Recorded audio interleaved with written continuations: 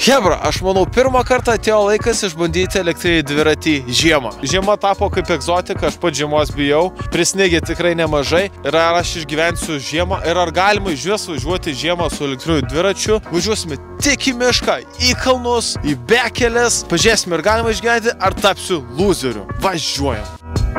Šiandien yra vienintelė saulėta diena per paskutiniuosius 2 mėnesius. Yes!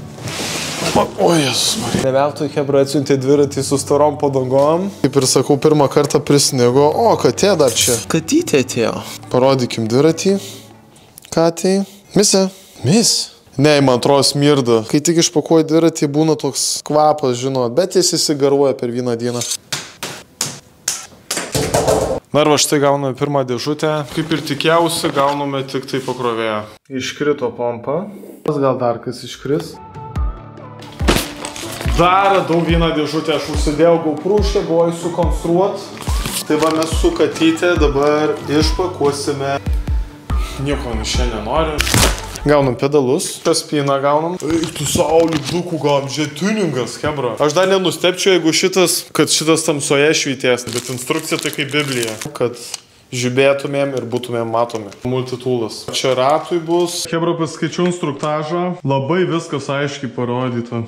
Užžymėtas dviratis. Tai pirmą labai greitai atsisukame vairą. Aš visada pradžioj nepersuku, nes vis tiek reikia koreguoti ant pačio galo. Uždedame patį vairą. Pirmą atsijungiu monitorių. Pirmą reikia pro atsargius dėti, bet aš įdėjau vairą, kadangi tai patogiau. Geriausiai tai padėtų antras žmogus. Ups. Na ir įdėkime pro atsargius, nesumaišykime, kad kuris galinis, kuris priekinis. Uždedame sėdynę. Ir liko uždėti pedalus pagal jų žymeklį. Na ir svarbiausia šio įvykio dalis – lipdukai. Daug lipdukų. Kaip ir naują telefoną. Žiūrėk, Hebrytė, egzotiniai laukai. Nu jau mum egzotika, žiema yra egzotika. Tu matai, kad išpakavime tikrai nepagailėjo visko įdėti. Įdomiausia tai buvo dėti lipdukus, nes pirmą kartą taip darau. Na, prasiminėjome apie lipdukus, tai pakalbėkime apie tą dizainą. Na ir kaip dažniausia patraukliausia, tai yra ledo lydinio. Tai yra aliuminio rėmo lydinys. Štai taip atrodo iš šono, štai taip atrodo iš gailo ir štai taip atrodo iš priekio. Labai faina integruota baterija, kuri atrodo susilėjęs už tų rėmų ir nebeatrodo jis toks elektrinis. Na ir įsėjame bateriją raktelių pagalba. Na dabar Hebrytė važiuojame, išbandysime tuos pirmus įspūdžius. Kaip jisai jaučiasi ir ką aš apie jį manau. Važiuojam. Nežinau, čia žiemą gerai vidosą daryti. Tu ledas visur. Šiandien yra -5. Įdomu, kai dabar atsisėsim šito dviračio, kaip tada viskas jausis. Striukė, verestinė ir greičio akiniai. Taip pat bandykime nulinio. Na, kažko nevažiuoja. Aha. Taigi tiksliai, blemba. Nulinis tiesiog elektrą išjungia. Kiek tau kūno jėga yra nereikalinga šiai žemė, kad 8 km/h išsispaudžia. Džiaugiuosi, kad kompanija investavo į 7 bėgius. Iš karto va minusas. Nėra to akceleratorių. Ir netraukia čia ko. Nu gerai, antras. Tikrai jaučiasi Newton metrai. O trečias režimas lapšė. Ką bandom top speedą, ne? Mano senelis taip šis su vasarnė padangom varydavo. Nu jisai įsigazuoja, bet paskui viskas sustoja. Nieko nepadarysi, nes Europa jau padarė. Stabdžiai. Mechaniniai stabdžiai, žinot. Nežinau, ar žiemą tikrai gerai su mechaniniais. Ne, normaliai. 2, 3, 4, 5. Nu kaip ant slidaus kelio, tai 5 metrai čia. Nu čia man grinai Hebra davė žymenį dviratį. Bet apart greičio visiškai toks geras važiavimas. Ta prasme, aš spirukiuoju, nes mesgi turim tą dvigubą suspensiją, kur niekada gyvenime ant kalnų dviračio nesu turėjęs. Be dvigubos suspensijos net nesinori namo išvažiuoti. Vasarą dar galėtų išvadą padaryti. O žmonės žiūri, aha, šustras dviratuks. Žiemą visi namie sėdi, 5G veikia.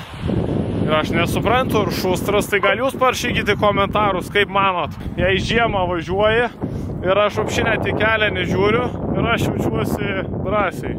Nu, pabandysiu su vienu stabdžiu. Oi, tu čia drifterint galėsim tuoj.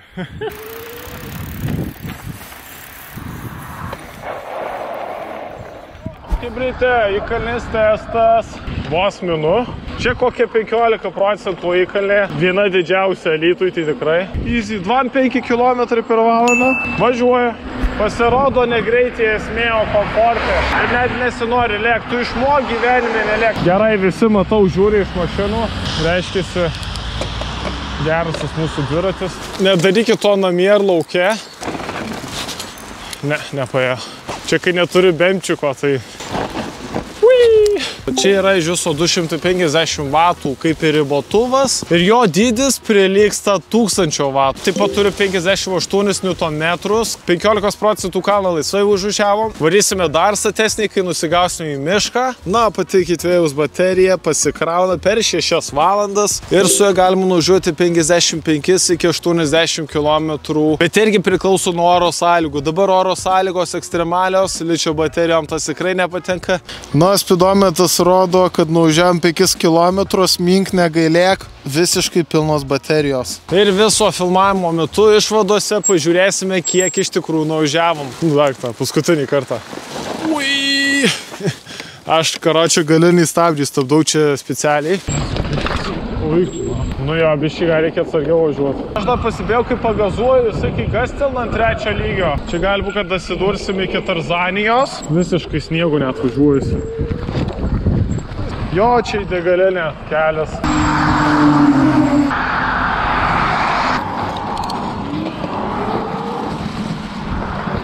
Ir šitais keliais dar nevažiavom. Čia prasidės tikras off-roadas. Kas galėjo pagalvoti, kad tokiais keliais galima bus kada važiuoti su dviračiais, ką? Paukščiai gyvi, dar nenusipsiu, kokį lūšį sutiksim, karvę. Čia bandau žiūrėti į gamtą, bet supratau, kad nepaeis. Čia šiandienos pirmas svečias gal būsiu iki Piliakalnio ir tada varysim iki Tarzanijos. Visai kiti keliai. Žiūrėjau, kiek graži tai mūsų Lietuva. Ir dviratis gražus. Man senelis pasakodavo istorijas, kaip jisai žiemą, aišku, iki mokyklos. Žino tas istorijas, kaip atvykau iki mokyklos. Tai kaip bris per sniegą reikėjo.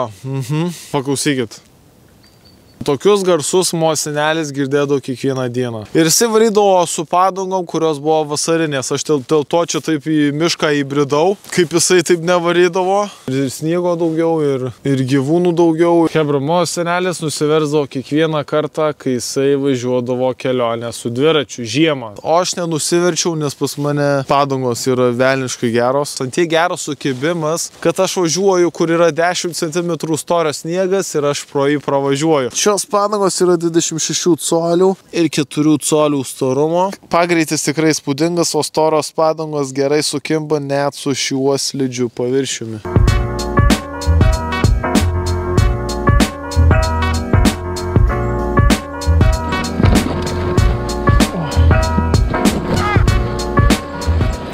Čia esam, Hebra, ar galit man kas pasakyti? Panašu, kad čia net nieks nesilanko šitam miške. Ai, gerai, važiuoju su dviratis. Piliakalnis rodo, kad čia kažkur, šalia, A, čia gal koks buvęs upelis. Aš gal, kai mes čia užvažiuosim paskui. Atsimenu vasarą, tai čia skraidydavau, bet dabar kažkaip nelabai noris vis skraidyti. Dabar gerai palaikyti atstumą. Saugus greitis. Ai, kalbu kaip dėdas. Gerai tas greitis, bet ir žinokit, Hebra, aš jau dabar jau labai vertinu ir komfortą. Nežinau, čia senatvė atėjo, ar kažkas atėjo, bet kažkas atėjo. Ką, leidžiamės čia gal, ne? O gal ir nenusileisim, ten labai daug šakų. Ai, leidžiamės. Fak, nuo šakų tai čia nehujauju. O gerai, kad aš dar apsilankau, žinai, sporto klube, tai svorio, tai jisai irgi turi. Jo, vadėl tie ir Piliakalniai prasidėjo. Žiūrėkit, Nemunas kaip ramybė, nėra žmonių, visi online. Mes jau nuvažiavome 10 km, bet ką labiausiai jaučiau, kad tikrai kuri mano jautriausia kūno dalis, tai yra šikna. Jis labiausiai turi visus paviršius absorbinti, tikrai sėdynė patogi. Ir aš tikrai, man atrodo, supratau, kad aš jau senstu. Aš dabar gaudau komfortą, o ne greitį. Tai nežinau, man šitie kiniai tinka, nes komfortas įeina į visą sėdynę ir į galinę spiruoklę. Ta prasme, kai važiuoju tokiais keliais, nelygiais keliais, tikrai jaučiasi tas visas komfortas neapsakomai gerai. Kai kelias yra tiesus, bet tu nežinai, kas ten užsnigta jo. Ar negyva žiūrkė, ar koks medžio gabaliukas, nieko negali žinoti. Ir tai yra literaliai mano pirmas kalnų dviratis, kuris turi tokią suspensiją. Tai yra ir priekyje, ir gale. Na ir aišku, kaip dar neprasiminus apie šakes. Šios šakės irgi reguliuojasi, tai yra sport funkcija, visiškai šakės nejuda, ir komforto funkcija, ką mes dabar gaudome, šakės pradeda judėti. Visas greitis, kai tu pušini į apačią, susilinkia visa šita ašis, kadangi turi atskiras detalės. Čia aišku niekas nesikeičia, bet kokybė tikrai labai gera. Nu, ar prašau, Tarzanija, kokia maža ta Dzūkija. Niekas nesikarsto, į ten nežinau, ar matosi. Nu va, priejau arčiau, va, tenai. Yra ta linija, yra linija, paliko. Pramogų yra, Alytui, o žmonių nulis. Drift testas.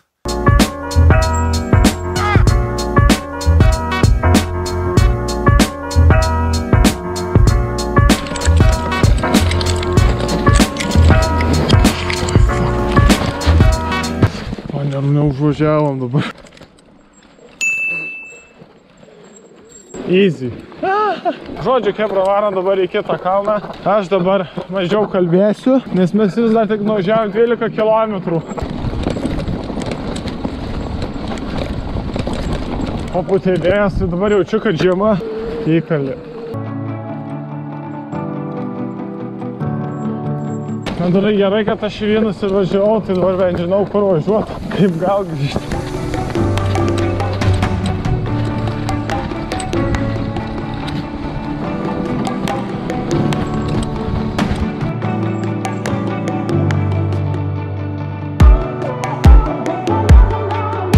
Marvat, nuvažiavome 23 kilometrus ir aš manau užbaikime video, nes man galūnė šąla ir net elektronika nori labai sušalti. Tai vat, hebra, kaip ir sakiau, nuvažiuosim visus kilometrus, šį kartą nenuvažiavome, pačiai baterijai nelabai patinka tokie šalčiai. Nuvažiavome 23 kilometrus, liko daugiau nei pusė, tai 50 kilometrų su tikrai galima drąsiai nuvažiuoti. Atsiminkite tai, kad baterija pati nemėgsta šilumos, nemėgsta ir mano GoPro ir šitas mikrofoniukas, kurį pakeičiau į antrą. Tai vasarą su jų galima nuvažiuoti tikrai apie 1,5 karto ilgiau. Vos nenučiūžiau. Ir dar tas kelias labai dasidėjo, kad mes važiavom per pusnis, 2 kilometrus važiavom tik tai asfaltų kažkur. Visai kai apačiai viršau, tai jam tikrai apkrovos buvo, ne tik temperatūra. Aišku, ir aš buvau apkrova. Kas labiausia sužavėjo apie šį dviratį, tai yra ta dviguba suknista suspensija. Bandysiu šį užmušti, jisai lankstosi visas. Nokia 330 kebra. Nepagailėjo tiek ant sėdynės minkštos, o kai sėdynė minkšta ir dar suspensija minkšta, tai tu realiai važiuoji bekelę ir tu jautiesi lyg tu esi ant masažinės sofos. Va taip galiu pasakyti tikrai. Vienu momentu vos neužmigau, nors tai žiema ir žiauriai pavojinga. Neužmušiu, neįmanau. O šį metą iš vis dabar yra mano metai, kur atrodo komfortą labiau vertinu nei greitį. Šis dviratis yra tau, jei tu nori užkonkuruoti miškus. Na, hebrytė, šitam dviračiui dabar yra akcija. Ir jeigu nepatinka su galinė suspensija, yra pigesnis alternatyvos modelis, kuris yra 200-300 eurų dar pigesnis. Ir jame panaši baterija.